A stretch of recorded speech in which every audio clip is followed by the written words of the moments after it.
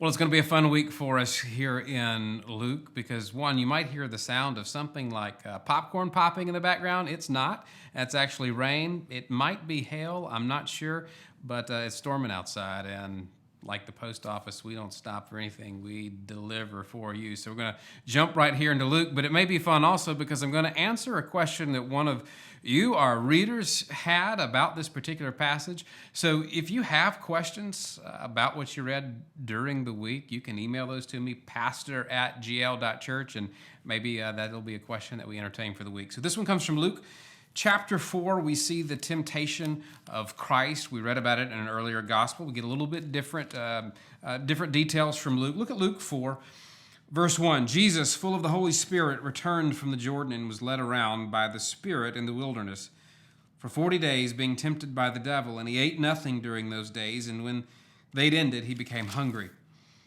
And the devil said to Jesus, "If you're the Son of God, tell this stone to become bread." And Jesus answered him, "It is written, man shall not live on bread alone." And then the devil led Jesus up and showed him all the kingdoms of the world in a moment of time. And the devil said to him, and here's the detail that we get from Luke, "I'll give you all this domain and its glory, for it's been handed over to me, and I give it to whomever I wish. Therefore, if you worship before me, it shall all be yours." And Jesus answered him, "It is written, you shall worship the Lord your God and serve him only."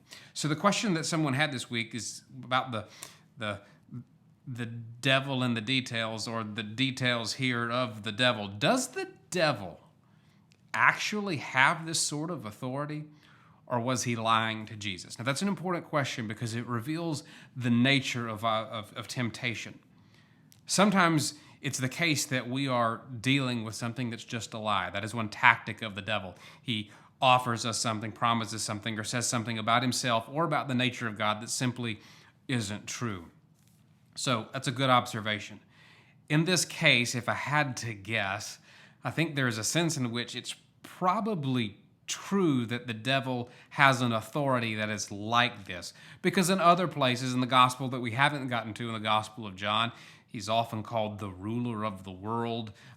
Paul in his letters talks about battling the principalities, the rulers of the air. So there is a sense in which this present world is governed by evil forces.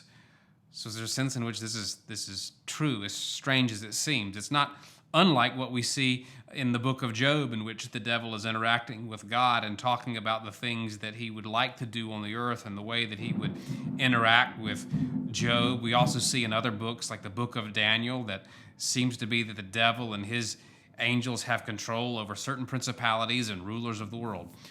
But this aspect of temptation and dealing with temptation, notice that he's offering something to Jesus that Jesus, in the greater sense, actually already has. Now, the devil may be ruling the world now. Christ, here in human form, is not sitting on his throne as king, but we know that one day the world and all the kingdoms will be his. So that's another tactic of the devil, to offer you something that is legitimately yours, but the timing isn't right. So those temptations are temptations to be aware of, temptations that speak against the truth, but also trying to fool you into having something that's rightfully yours, but it's not rightfully yours yet. The timing just isn't right. Great question that you sent in this week. Hopefully we'll get more of those, and hopefully you will keep reading.